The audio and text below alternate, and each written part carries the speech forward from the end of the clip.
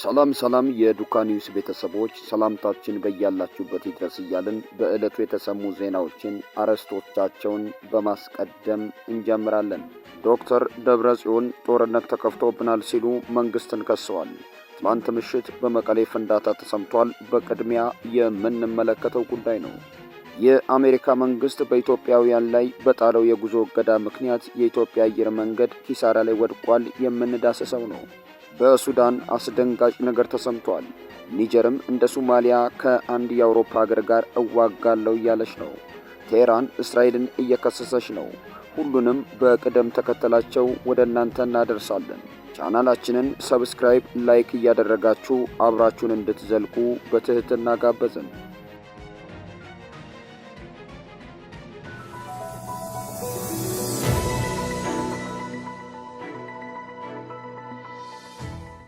የፌዴራል መንግስቱ ዳግም ወረራ ለመፈጸም ኃይል እያስጠጋ ነው ሲሉ ዶክተር ደብረጽዮን ከሰሱ።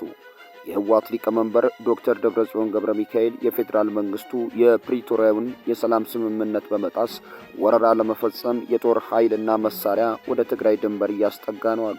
ሊቀመንበሩ የድርጅቱን 51ኛ ዓመት የምስረታ በዓል አስመልክቶም በሰጡት መግለጫ መንግስት በሰራዊቱና በህዝቡ ላይ ተኩስ መክፈቱንና አድቀቃናቸዋል፣ አሁንም እናደቃቸዋለን የሚሉ ፕሮፓጋንዳ ዛቻዎችን እያሰማ መሆኑን ጠቅሰዋል። በዓሉ የሚከበረው የሰላም ስምምነቱ በተጣሰበትና የወረራ ስጋት ባለበት ወቅት መሆኑን የገለጹት ዶክተር ደብረጽዮን የትግራይ ህዝብ ለህልውናና ለሉዓላዊነቱ ከመቼውም ጊዜ በላይ እንዲዘጋጅና እንዲታገል ጥሪ አቅርበዋል። ይህንንም ተከትሎ ትላንት ሐሙስ ምሽት 3 ሰዓት ተኩል አካባቢ በመቀሌ ከተማ ከፍተኛ ፍንዳታ መሰማቱን ምንጮቻችን ጠቅሰዋል። ፍንዳታው መንስኤ በግልጽ ባይታወቅም የድሮን ጥቃት ተፈጽሞ ሊሆን እንደሚችል ነዋሪዎቹ ግምታቸውን አስቀምጠዋል። በፍንዳታው ሰው ላይ ጉዳት ስለመድረሱ የታወቀ ነገር የለም የተባለ ሲሆን ነገር ግን ከፍተኛ ፍንዳታ መሰማቱን ነዋሪዎቹ ጠቁመዋል። ደብረጽዮን ገብረ ሚካኤል ትላንት ሐሙስ የካቲት 5 ላይ በሰጡት መግለጫ የፕሪቶሪያ ስምምነት የተኩስ አቁም ስምምነት ነው። አሁን ግን የፌዴራል መንግስት ተኩስ በመክፈት ስምምነቱን ጥሷል። እናም የሰላም ጥሪው ከተረገጠ ማንም የትግራይ ተወላጅ ዝም አይልም በማለት የፌዴራል መንግስቱን መውቀሳቸው ይታወሳል።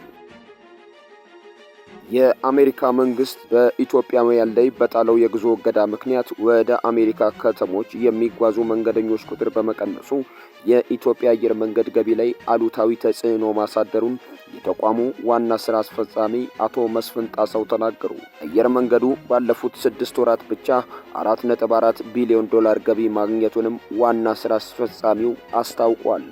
አቶ መስፍን ይህን ያሉት የኢትዮጵያ አየር መንገድ የግማሽ ዓመት የሥራ አፈጻጸምን በተመለከተ በአዲስ አበባው ስካይላይት ሆቴል በሰጡት ጋዜጣዊ መግለጫ ነው። አየር መንገዱ ባለፉት 6 ወራት ውስጥ 10.64 ሚሊዮን መንገደኞችን ማስተናገዱን የገለጹት ዋና ሥራ አስፈጻሚው በዚሁ ጊዜ ውስጥ 451 ሺህ ቶን ጭነት ማጓጓዙን አመላክተዋል። መንግስታዊ ተቋሙ ባለፈው መንፈቅ ዓመት ከመንገደኞች ማጓጓዝና ከጭነት አገልግሎት ያገኘው አጠቃላይ ገቢ ካለፈው ዓመት ተመሳሳይ ወቅት ጋር ሲነጻጸር የ14 በመቶ ብልጫ እንዳለው አቶ መስፍን አስታውቋል። የአየር መንገዱ ካገኘው አጠቃላይ ገቢ ውስጥ 22 በመቶ ከዕቃ ጭነት የተገኘ መሆኑንም ጠቁመዋል። አየር መንገዱ ባለፈው ግማሽ ዓመት ውስጥ 7 አዳዲስ አውሮፕላኖችን መረከቡን ለገቢው መጨመር አስተዋጽኦ ማድረጉን አክለዋል። ሆኖም አሁንም ቢሆን አየር መንገዱ የአውሮፕላን እጥረት እንዳለበት ስራ አስፈጻሚው ተናግረዋል። የውጭ ጉዳይ ሚኒስቴር ባለፈው ጥር ወር አስታውቆ የነበረው ይህ ውሳኔ የሚመለከታቸው በዩናይትድ ስቴትስ በሚገኙ ዜጎቻቸው ተቀባይነት በሌለው መጠን ከመንግስት ድጎማ የሚቀበሉ ሀገራትን እንደሆነ መስሪያ ቤቱ በወቅቱ ገልጿል።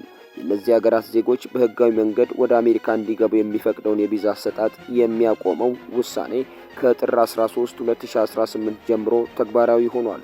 በዚህም ውሳኔ 1 ወር አስቀድሞ የአሜሪካን ሀገር ውስጥ ደህንነት መስሪያ ቤት ሚኒስቴር ክሪስቲ ኖም በተለምዶ ዲቪ በመባል በሚታወቀው የፍልሰተኞች የዳይቨርሲቲ ቪዛ ፕሮግራም ላይ እገዳ መጣላቸው ይታወሳል። ሚኒስትሯ የእገዳ ትዕዛዙን ያስተላለፉት የአሜሪካው ፕሬዝዳንት ዶናልድ ትራምፕ ባስቀመጡት አቅጣጫ መሰረት መሆኑን ገልጸዋል። እገዳው በዲቪ ፕሮግራም ምክንያት አሜሪካውያን ጉዳት እንዳይደርስባቸው ለማረጋገጥም እንደሆነም ክሪስቲ በወቅቱ አስታውቀው ነበር። የኢትዮጵያ አየር መንገድ ዋና ስራ አስፈጻሚ የአሜሪካ መንግስት በጊዜው ከጉዞ ጋር በተያያዘ የሚያወጣቸው እገዳዎች ወደ አሜሪካ ከተሞች በሚጓዙ መንገደኞቻችን ላይ ተጽዕኖ አሳድረውብናል ሲሉ መግለጻቸው ይታወቃል። ከየካቲት እስከ ግንቦት ባሉት 4 ወራት ውስጥ ወደ አሜሪካ የሚጓዙ መንገደኞች ቁጥር እንደሚቀንስ ቢጠበቅም የአሜሪካ መንግስት በጊዜው የሚጥላቸው የቪዛና ጉዞ ገደቦች ግን ችግሩን ማባባሱን ዋና ስራ አስፈጻሚው አስረድተዋል።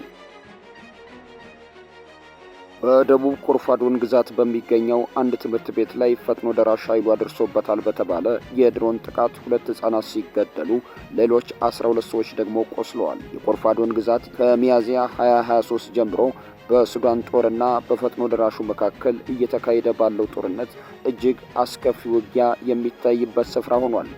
ኤልራሃድ የሰሜን ኮርፋዶን ግዛት ዋና ከተማ የሆነችው ኤል ኦቤንድን ከነጭ አባይ ወንዝ ጋር የሚያገናኝ ቁልፍ መስመር ላይ ትገኛለች። ይህም መስመር የጦር ሰራዊቱ ወደ ዋና ከተማዋ ካርቱም የሚደርስበት ዋነኛ መስመር ነው። ከተማዋ ባለፈው የካቲት ወር በኤል ኦቤድ ላይ ተጥሎ የነበረውን የረጅም ጊዜ ከበባ ለመስበር ጦር ሰራዊቱ ወደ ምዕራብ ባደረገው ፈጣን ጥቃት አማካኝነት በድጋሚ በሰራዊቱ ቁጥጥር ስር ውላለች። ከዚያን ጊዜ ጀምሮ ፈጥኖ ደራሽ ኃይሉ ሰፊውን የምዕራብ ዳርፉር ክልል ከቀሪው የአገሪቱ ክፍል ጋር የሚያገናኘውን የምስራቃዊ አውራ ጎዳና ላይ ተከታታይ የድሮን ጥቃቶችን በመሰንዘር ኤል ኦቤድን በድጋሚ ለመክበብ እየሞከረ ይገኛል። ጦርነቱ ከተጀመረ ወዲህ በ10 ሺዎች የሚቆጠሩ ሰዎችን ለሕልፈት የዳረገ ሲሆን ወደ 11 ሚሊዮን የሚጠጉ ሰዎችን ደግሞ በማፈናቀል በዓለም ላይ ትልቁን የረሃብና የመፈናቀል ቀውስ ፈጥሯል። በተጨማሪም ጦርነቱ አገሪቱን ለሁለት የከፈለ ሲሆን ሰራዊቱ ሰሜኑን፣ መካከለኛውንና ምስራቁን ክፍል ሲቆጣጠር ፈጥኖ ደራሽ ኃይሉና አጋሮቹ ደግሞ ምዕራቡንና የተወሰኑ የደቡብ ክፍሎችን ተቆጣጥረዋል። በ2 ሳምንታት ውስጥ ብቻ በደረሱ የድሮን ጥቃቶች ወደ 90 የሚጠጉ ንጹሃን ዜጎች ሲገደሉ 142 ደግሞ መቁሰላቸውን የተባበሩት መንግስታት የሰብአዊ መብቶች ከፍተኛ ኮሚሽነር ቮልከር ቱርክ በዚህ ሳምንት መግለጻቸውን አስታውሶ አፍሪካ ኒውስ ነው የዘገበው። ኒጀር ከፈረንሳይ ጋር ጦርነት ውስጥ ትገባለች። በሺዎች የሚቆጠሩ ወጣቶች በኒያሚ ስቴዲየም በተሰበሰቡበት ይህን የተናገሩት ጄኔራል ኢብሮ አማዶ ፓሪስ ኒጀርን ማተራመስ ትሻለች ሲሉ በድጋሚ ከሰዋል። ቀደም ሲል የጸደቀው የመንግስት የክተት አዋጅ ሀገሪቱን ከፈረንሳይ ጋር ለሚያደርገው ጦርነት ለማዘጋጀት የታሰበ መሆኑን አጽንኦት ሰጥተው ተናግረዋል። ይህ መግለጫ ጥር 21 ምሽት በኒያሚ አየር ማረፊያ ላይ የደረሰውን ጥቃት የተከተለ ነው። በወቅቱ የኒጀር ፕሬዝዳንት ፈረንሳይ፣ ቤኒንና ኮት ዲቯር ጥቃት ፈጻሚዎቹን በገንዘብ ደግፈዋል በማለት አጸፋዊ እርምጃ እንደሚወስዱ ዝተዋል። የፈረንሳይ ጦር ጠቅላይ ኢታማዦር በበኩላቸው ክሱን ውድቅ አድርገዋል። የኢራንንና የአሜሪካንን ድርድር ለማበላሸት እስራኤል እየሞከረች ነው ስትል ቴሄራን ከሰሰች። የኢራን የጸጥታ ኃላፊ አሊ ላርጃኒ በቴሄራን የኒውክሌር መርሃ ግብር ዙሪያ ከዩናይትድ ስቴትስ ጋር የምታደርገውን ድርድር እስራኤል ለማበላሸት እየሞከረች ነው በማለት ክስ ሰንዝረዋል። በዚህም ቀጠናውን የሚያናጋ አዲስ ጦርነት ሊፈጠር ይችላል ሲሉ ስጋታቸውን ገልጸዋል። የኢራን ከፍተኛ ብሔራዊ ደህንነት ምክር ቤት ኃላፊ ላርጃኒ በኳታር ዶሃ ባደረጉት ጉብኝት ከአልጄዚራ አረበኛ ጋር ባደረጉት ቃለ ምልልስ የተጀመሩት ንግግሮች በጣም አስቸጋሪ ደረጃ ላይ በመሆናቸው ቴሄራን ከዋሽንግተን ጋር የምታደርገውን ድርድር ለማደናቀፍ እስራኤል ሰበብ እየፈበረከች ነው ብለዋል። ድርድሩ ከዩናይትድ ስቴትስ ጋር ብቻ ነው፣ ከእስራኤል ጋር ምንም አይነት ንግግር አናደርግም ሲሉ አክለዋል። ሆኖም ግን እስራኤል ራሷን ወደዚህ ሂደት አስገብታለች። ዓላማቸው እነዚህን ድርድሮች ለማዳከምና ለማበላሸት ነው ብለዋል። በመስከረም ወር በኳታር ዋና ከተማ መሐማስ ባለስልጣናት ላይ ያነጣጠረ ጥቃት የፈጸመችው እስራኤል የምትከተለው ስትራቴጂ አካባቢው እንዳይረጋጋና አጀንዳዋ ስለ ኢራን ካላት ስጋት የመነጨ ነው ብለዋል። ከኢራን ጋር ብቻ ሳይሆን ከኳታር፣ ሳውዲ አረቢያና ቱርክ ጋር ቁማር እየተጫወቱ ነው በማለት የክልል መሪዎቹን ይህን እንዲያውቁ ጥሪ አቅርበዋል። በሰኔ ወር እስራኤል በኢራን ላይ ያደረሰችው ጥቃት ቴሄራንና ዋሽንግተን ድርድሩን ውጤታማ በሆነ መንገድ እንዳይቀጥሉ ሲያደናቅፉ ነበር ሲሉ የኢራን የጸጥታ ኃላፊ አሊ ላርጃኒ ተናግረዋል።